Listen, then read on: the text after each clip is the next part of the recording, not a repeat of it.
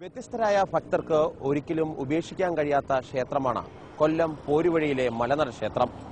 ദുര്യോധനനാണ് ഇവിടുത്തെ ആരാധനാമൂർത്തി. ദക്ഷിണ ഭാരതത്തിലെ ഏക ദുര്യോധന ക്ഷേത്രമെന്ന പ്രത്യേകതയും ഇവിടെയുണ്ട്. കാര്യം കൗരവരിലെ ദുര്യോധന മഹാരാജാവിന് ഏറെ സത്യങ്ങളുണ്ടെന്നാണ് ഇവിടുത്തെ വിശ്വാസം. മീനമാസത്തിലെ 2ാം വെള്ളിയാഴ്ചയാണ് ഇവിടെ ഉത്സവം നടക്കുന്നത്. ആയിരക്കണക്കിന് കെട്ടുകാഴ്ചകളാണ് ഇവിടെ എത്തുന്നത്. അങ്ങനെ വ്യത്യസ്തമാർന്ന മലനട ക്ഷേത്രത്തിന്റെ കാഴ്ചകളാണ് ഈ ആഴ്ച കലൈഡോസ്കോപ്പിൽ ആദ്യം.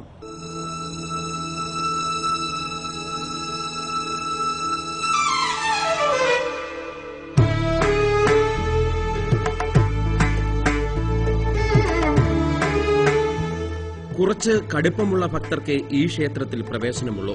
ഇന്ത്യയിൽ തന്നെ അപൂർവമായ ദുര്യോധന ക്ഷേത്രങ്ങളിലൊന്ന്. ദക്ഷിണ കേരളത്തിലെ ഏക ദുര്യോധന ക്ഷേത്രമായ കൊല്ലം പോരുവഴി മലനട ക്ഷേത്രം ആചാരങ്ങൾ കൊണ്ടും നിർമ്മിതി കൊണ്ടും ഏറെ വ്യത്യസ്തമാർന്ന ക്ഷേത്രം. സാധാരണ ക്ഷേത്രങ്ങളിലേതുപോലെ ചുറ്റമ്പലമോ ശ്രീകോവിലോ പ്രതിഷ്ഠയോ ഇവിടെയില്ല. ഒരു കൽത്തറ മാത്രമാണുള്ളത്. അവിടെ തന്നെ ആരാധനയും. ഈ തറയിൽ ദുര്യോധനൻ കുടികൊള്ളുന്നുവെന്നാണ് വിശ്വാസം. കൗരവരാജാവിന്റെ ഇഷ്ട ആയുധമായ ഗദയും ഇഷ്ടമൃഗമായ കാളയുടെ രൂപവും ഈ തറയിൽ വെച്ചാരാധിക്കുന്നു. പൂജ നടത്താൻ ബ്രാഹ്മണരില്ല എന്നതും മറ്റൊരു പ്രത്യേകതയാണ്. കുറവ സമുദായത്തിൽപ്പെട്ട കടുത്താശ്ശേരി കുടുംബക്കാർക്കാണ് പൂജ ചെയ്യാൻ അധികാരമുള്ളത്. പൂജാദ്രവ്യങ്ങളിലുമുണ്ട് വ്യത്യസ്തത. ലഹരിയോടാണ് ദുര്യോധന മഹാരാജാവിന് ഏറെ താൽപര്യം. അതുകൊണ്ട് തന്നെ കള്ള്, വെറ്റില, പുകയില, അടയ്ക്ക എന്നിവയാണ് ഇവിടെ നേദിക്കുന്നത്. ഒപ്പം കോഴി, ആട്, കാള തുടങ്ങിയ വളർത്തുമൃഗങ്ങളെയും നേർച്ചയായി അർപ്പിക്കുന്നു.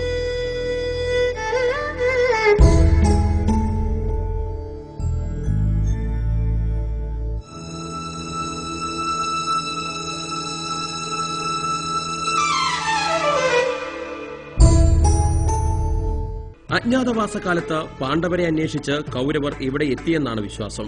അന്ന് ഗിരിവർഗക്കാരുടെ കേന്ദ്രമായിരുന്നു മലനട. ദളിത് വിഭാഗത്തിൽപ്പെട്ട കടുത്താശ്ശേരി കുടുംബമായിരുന്നു ഇവിടെ ഭരിച്ചിരുന്നത്.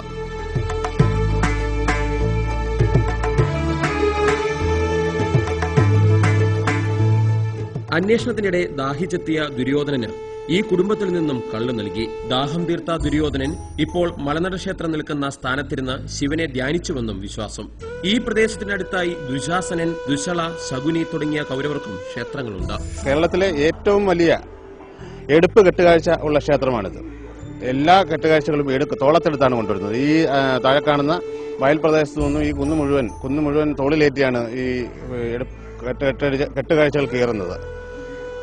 എന്നിട്ട് ഈ കെട്ടുകാഴ്ചകളെ അനുഗ്രഹിച്ച് കയറ്റുന്നതിന് വേണ്ടി ഈ ഊരാളി എല്ലാ കെട്ടുകാഴ്ചകളുടെ സമീപത്തെത്തുകയും ഊരാളിയുടെ ആശീർവാദം ഏറ്റുവാങ്ങിയ കെട്ടുകാഴ്ചകൾ പടിപടിയായി ഈ ക്ഷേത്രത്തിന് വലം വെച്ച് യഥാസ്ഥാനങ്ങൾ കൊണ്ടുവെക്കുകയും ചെയ്യുന്നു.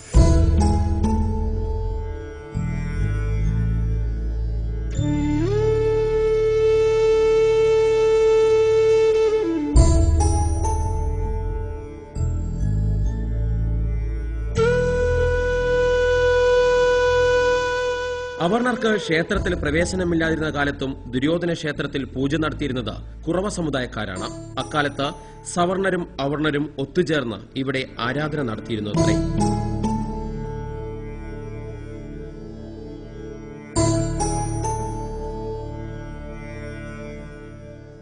ഇതിഹാസത്തിൽ വില്ലന്റെ റോളാണെങ്കിലും കൗരവ പ്രമുഖൻ ദുര്യോധനൻ പോരുവഴിക്കാരുടെ ദൈവമാണ്.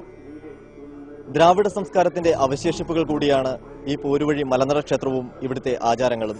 ഇനി ക്ഷേത്രത്തിന്റെ നടത്തിപ്പിലുമുണ്ട് വ്യത്യസ്തത. ഈ ക്ഷേത്രത്തിന്റെയും ക്ഷേത്രത്തിന് കീഴിലുള്ള വസ്തുവകകളുടെയും അധികാരിയായി രേഖപ്പെടുത്തിയിരിക്കുന്നത് ദുര്യോധനനാണ്. സ്ഥലത്തിന്റെ പട്ടയവും നികുതിയുമെല്ലാം ദുര്യോധനന്റെ പേരിൽ തന്നെ.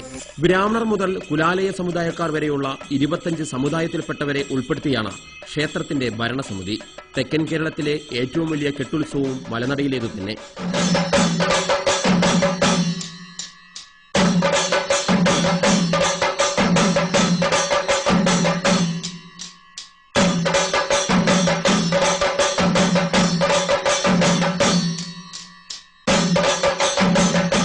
മീനമാസത്തിലെ 2ാം വെള്ളിയാഴ്ചയാണ് ഇവിടുത്തെ മലകുട മഹോത്സവം നടക്കുക. 7 കരകളിൽ നിന്നായി ആയിരക്കണക്കിന് കെട്ടുകാഴ്ചകളാണ് ക്ഷേത്രത്തിലേക്ക് എഴുന്നള്ളുന്നത്. അങ്ങനെ കൗരവപക്ഷത്തും കുറച്ച് ഭക്തന്മാർ അണിനിരക്കുന്നു.